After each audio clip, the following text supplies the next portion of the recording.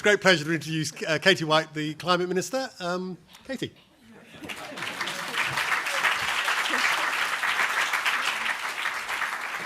Thank you, Sean. And I was just reminiscing that you did give me a tiny bit more time and preparation than you did at Labour conference when I walked into the room and you were like, can you just go on stage in 30 seconds? And I was like, OK, let's go for it.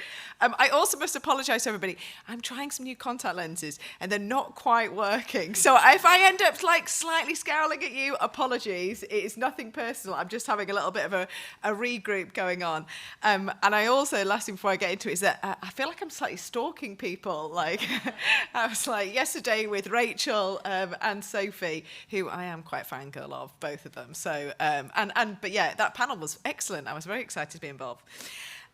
Look, can I also say thank you to Green Alliance, because I think this is a brilliant conference at exactly the right time, and it's exactly what we need to be doing. So thank you for stepping up, thank you for doing it quickly, and thank you for getting a range of people in the room and throughout the day. I'm actually a bit gutted to not be staying for the day, but it's great to be here. I think, look, I'm just going to start off with a little bit of positivity, because I'm sure we can all go into the neggy bit next, but I think it's really important. And when I came into the department sort of 7 weeks ago, I think it is now, we had some great polling. And in fact, Rachel came in with Luke Trill and talked about the importance of us actually telling the positive story of what we've done. And I know that there's lots more to do, but I do think it is important for us to tell and remind ourselves and make sure we're going out and telling that message that actually, you know, when we were in, you know, whether it's a British story in terms of, you know, when I started in the environmental movement, and I'm looking at familiar faces around the room, you know, we had 12 coal-fired power stations and you could see them all around the country polluting. We obviously have none now at all. You know, we have reduced our emissions by 56% at the same time as growing our economy by 80% in 1990. And the Climate Change Act has stood the test of time. Still there. And, you know, when we went into Paris, we had a gap of 4 degrees. We're now looking at 2.5 degrees. That is nowhere near enough. And I'm not going to try and pretend it's enough. And I'm not going to say we haven't got a huge amount to do. But I do think it's important for us to remind each other and to remind all of our audiences that actually some progress is being made and Britain has done a good job on some areas. So I just want to start by saying that because I think it's really important. Now, we'll move on to where we are today. Look, I can't deny the fact that the coalition and the consensus is fracturing. I don't think it's fracturing as much as us, but it is fracturing. And I've said this in every single meeting. I thought, when I was at Labour conference, I think it was Bob Ward who stood up and said, you know that Kemi's going to come for the Climate Change Act. And I was like, oh, yeah, I think that she probably will. I thought I might have a couple of months to prepare for it. Anyway, she did it that evening, of which, if anybody's been to conferences and gets home and then has to do an attack, you know, get attacked, I was like, oh, no, I'd been waiting to have a rest and we'd just come out. But anyway, we came back and did that. So, look, I think, you know, at this moment, and it is a tough moment for all the reasons that I could hear being discussed before, it's easy to put the easy solutions. And there are easy solutions being put out there. You know, let's abandon net zero. And you actually go, and I was thinking about this, because I had somebody yesterday at the event we were at yesterday saying, oh, net zero has been weaponized. It has been weaponized, but actually, if you talk to science, if you believe the science, and we have to get to net zero. We have to. Like, you know, you could argue about when we do it, but we have to get to it. So we're a case of, you know, if we all agree on that scientific consensus, and that is a bit I worry about, and we have to make sure we continue that scientific consensus, because nobody yet has said about that. And Laura Koonsberg very annoyingly said on Sunday, inferred that politicians were questioning the science, and they haven't yet questioned the science. They're flirting with it, but they haven't got there yet. So I think, you know, on the positive side, we have now had 3 Conservative former Prime Ministers come out and attack the current opposition. I give due credit to Theresa May, who was first out of the blocks, who had the backbone when nobody else would do it, but grateful for others who have followed, including Boris Johnson eventually, who I don't know whether there's anything else we've agreed on, but eventually, you know, this is an area we can agree on. And I am genuinely grateful, and I think, you know, we do need to look at where we can build on those. And it was an interesting discussion before around changing the whole system. My approach, and I think in a way all of us will have something to bring to bear in this transition, But I think we build on those islands of coherence. We are in a sea of chaos, but I think we build on those islands of coherence. And outside of the Westminster bubble, which I think we all step into a lot of the time, 79% of people we surveyed still express concern about climate change. Now, any political party would bite your hand off for those figures. So I keep trying to remind all my colleagues, but this is this is incredible polling in terms of the public concern. And I know it's not just an issue for people. It's talking to business. It's an issue that is important to them. We are also trying to get them to come out, and I pay credit to the individuals who have come out and called for action on this. I see trade unions in the room, which is excellent. NGOs, obviously scientists, and we're doing quite a lot with scientists and students to do that.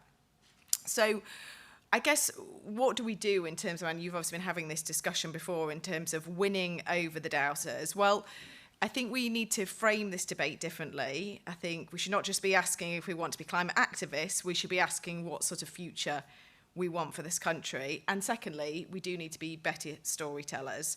We know that clean power is already improving the lives across our country, and we need to focus on people and places to prove that. So let me start with the debate, because the dividing line between us and net zero skeptics is not one of ideology, it's one of ambition. It's ambition for our future. And yesterday, we were fortunate that we had the Prime Minister hosted an event with young people within Number 10 in advance of him going to Brazil. And I guess the two things I took from it was, one was the incredible excitement of some of the students who were scientists, who were engineers, who could actually see their place in an exciting future.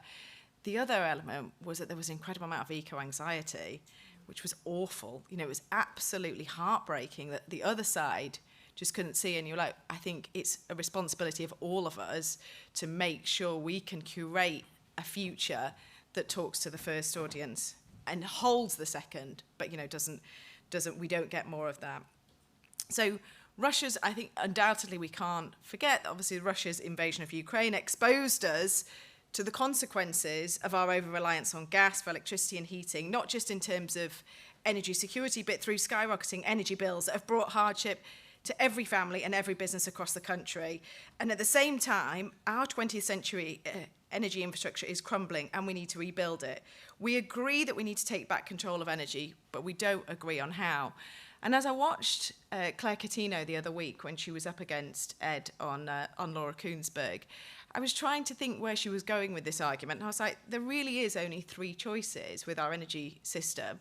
We do nothing, and it is a crumbling infrastructure. So we're then allowing the country to have blackouts. We can't take advantage of any new technologies happening, and that's an option.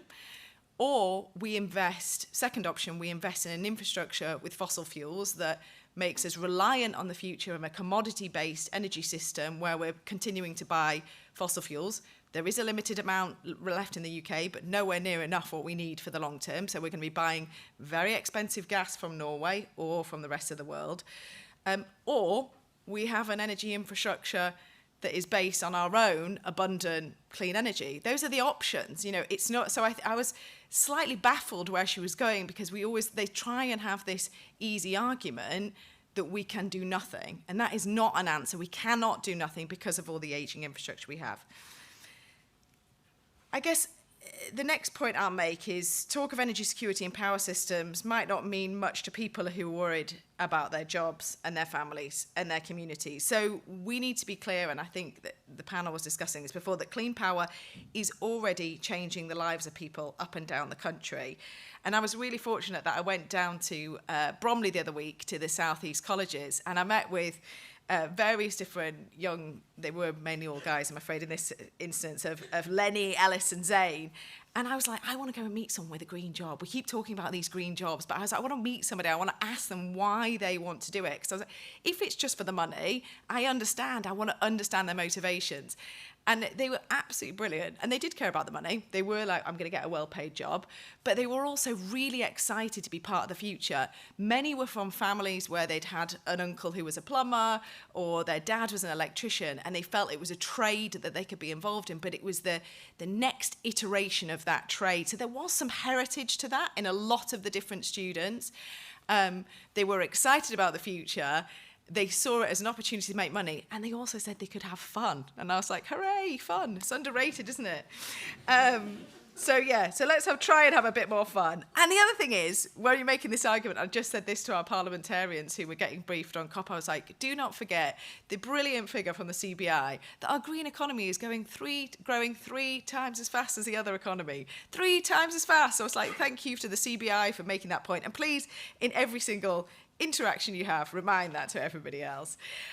So again, whether it's wind turbine blade factories in Hull to nuclear projects in Hartlepool, the transition is delivering local jobs for local people, jobs that are around 15% better paid than the national average, without forcing them to move hundreds of miles from their home for the sake of their careers. And on top of that, clean energy is the route to a better quality of life in our towns, our cities and our countryside, delivering cleaner air, warmer and more comfortable homes, cleaner transport and a revival of our natural world. And look, I know we need to do more on nature. I can see Ali over there, but I absolutely know we need to do more on nature. But we are beginning to plant more trees. We planted more trees than in the last, you'll know the statistics, but a lot more last year than has been, I think, in the last decade. To expanding peatland will not only preserve, but nurture and grow our beautiful natural spaces, which are going to be key allies in the fight against climate change, but also have so many other co-benefits that most of us are fully aware of in this room. And that is the Britain we want to build. So before I leave you, and I think we're going on to some questions, there's one more thing I want to touch on. I think, there are 2 facts, and for me, these are 2 facts happening. The science is absolutely clear, and it's pretty terrifying, but it is absolutely clear. And sadly, I think we're going to have to reiterate some of that science because 20 years later, some people have forgotten or they don't feel equipped with the arguments. But the clean energy revolution is happening, and it is unstoppable. Other countries are going further and faster right now. Renewables are now the cheapest power source for more than 2/3 of the world's population. Globally, $2 trillion is being invested in clean energy each year, twice as much as fossil fuels. And 35 million people are already working in clean energy jobs, with millions more jobs set to be created by the end of the decade. We are genuinely determined to seize these opportunities within the UK and deliver a new generation of jobs, as well as those huge economic growth and investment opportunities in our countries, often within some of the most deprived communities within our countries. Last week, Rain Newton-Smith, CEO of the CBI, described our clean energy mission as the backbone of a competitive, resilient economy in an uncertain world. This is about optimism, it's about ambition, and it's about working together. These are British values, which I'll be promoting at COP next week as we aim to showcase British climate leadership. And they are our only route to a brighter, more secure, and more prosperous future for generations to come. To get there, though, we're going to need all of you, all of your ideas, all of your dedication, and all of your influence.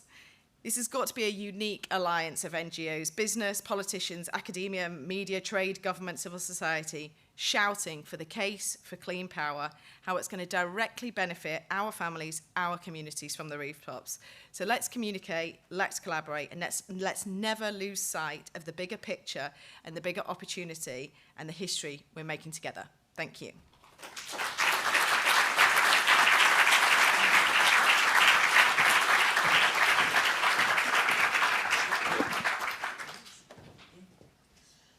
Thank you, everyone. Katie's agreed to stick around for another 5 or so minutes, which isn't really enough time to go to a Q&A with the audience. I'm very sorry. So I'm Holly, Director of Politics at Green Alliance, and I get the pleasure of asking the questions. You've actually covered quite a lot of the things that I was going to ask you about. So I think, obviously, you're new to Parliament, right? You only came in at the last election. And having worked in the environment sector for a long time, but also in kind of politics and understanding the way that Westminster works, how have you found the transition to being in the bubble rather than out of it? Well, that's a really good question. There's a lot of things that I guess, how would I find the transition? Look, the same that is the challenge in politics is a challenge in the environmental movement. And so for me, and I think Rachel said it at the end, is getting out of London, and what works for me in Leeds is not what works in London. And it's a very, very different audience.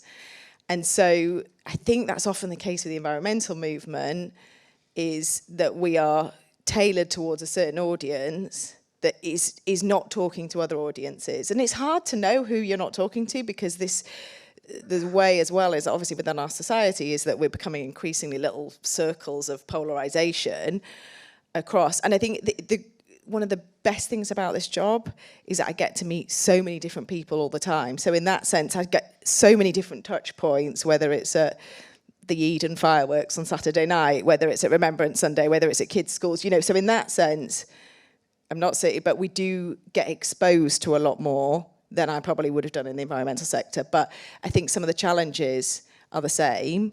I still think, and I'm probably going to get in trouble, but it's okay because Kate is my locoming today, but in some ways it's still about campaigning.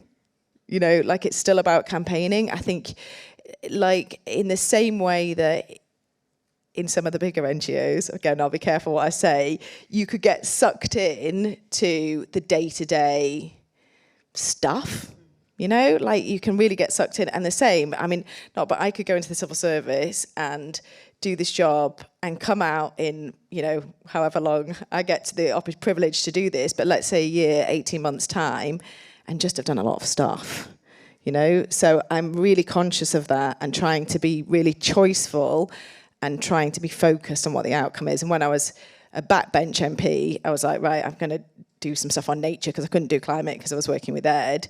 And I did my bottom trawling because I was like, right, I'm going to try and do something. And not least, to be honest, I leave my kids for 3 days a week. That's really hard. The only thing they care about is the environment and Labubu's and whatever else. Do you know what I mean? But in terms of that, I feel my contract with them is, at the end of this, I can say to them, I've done something good, and just doing stuff is not enough. Well, so getting things done, bearing in mind that obviously this conference is about rebuilding the environmental consensus, how do you think, the current government, having been in power for 18 months, can do both in getting things done, but also recognising the power that it has in the need to reach beyond just the PLP and the Labour Party? And you see Claire Coutinho walking down, Central Lobby, and how do you think politicians of all parties can have more constructive conversations, and what do you think the Labour Party's responsibility is in doing that? Oh gosh, you went from Brazil to Claire Coutinho to whatever. So in terms of, look, of course we've got a responsibility, and I feel the weight of that responsibility.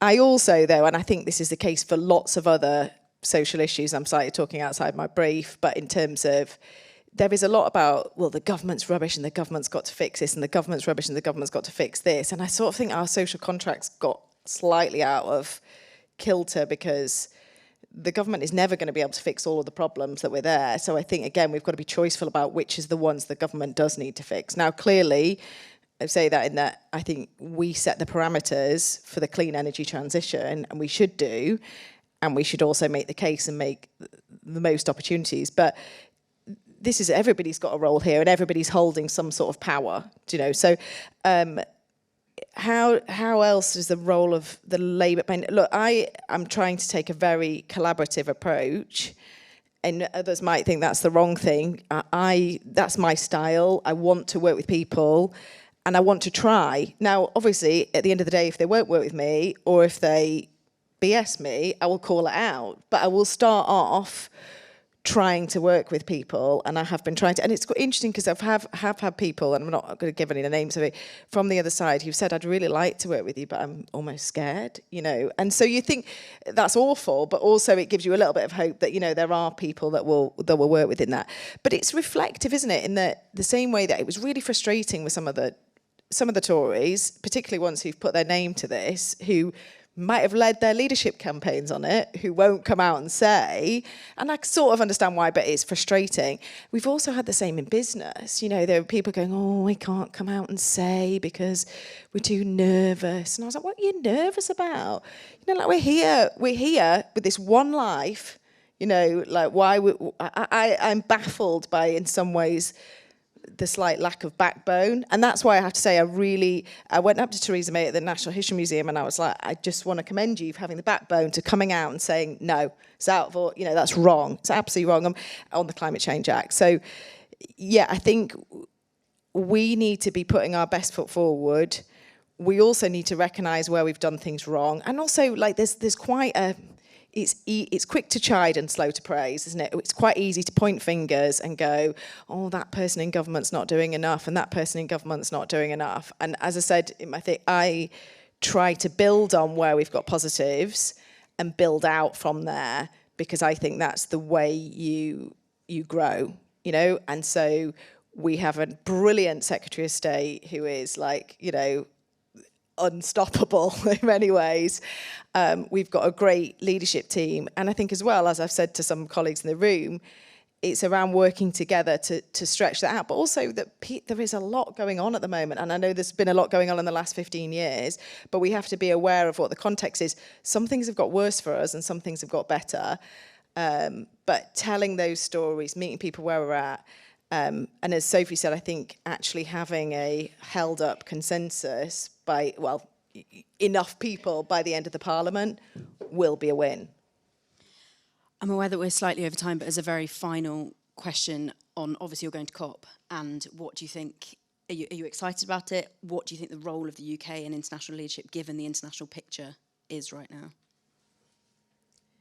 I mean, am I excited? Or, I think, look, in some ways, I think my most important job actually is to make sure that the UK sticks and has the best story we possibly can. Because actually, when I've done 2 international trips since I started, I did cancel 2 because I was like, we just need to cut down on this carbon. But I went to New York and I was really struck when I spoke to the politicians from across the world of how everybody is under the same attack. And actually, they were like, Britain's doing great. And you're like, oh, yeah, we are, but it's a little bit under attack. So I think if we can shore up the support and build out from where we are, in a way, that's our greatest gift to the world. The Climate Change Act, which was, a responsibility of so many people in this room, has been replicated in, I think it's 80 countries now. And so that was one of almost our gifts to the world. I think if we can hold up that we are a growing economy and reducing emissions, that is a gift to the world. At the same time, clearly, we're 1% of emissions, and therefore going to these international events is crucially important. I worry a little bit because many of us have been to these international events. Everybody thinks it's going to save the world. The media is like, and so I guess I'm trying to be like, look, it's a good thing to go. We will make progress on some areas. We won't make progress on others. And we also know that, sadly, multilateralism is becoming so politicized in every single forum, in multiple different ways, and people are weaponizing that. So I think, look, for the Labour Party, being a confident, like I say, Joe, internationalist is a key part of our values. And so, I'm obviously really pleased that the Prime Minister's going, and that was his personal decision. It was his personal decision. And he was telling these young people yesterday, is that, this is one of the things, I've cared about for years, and I will not stop caring about that. So I think it's great that he's going. We will do everything we can. But I'll be honest, I think my biggest job is to shore up that the UK story continues to be a strong story that Ed can sell when he's out there.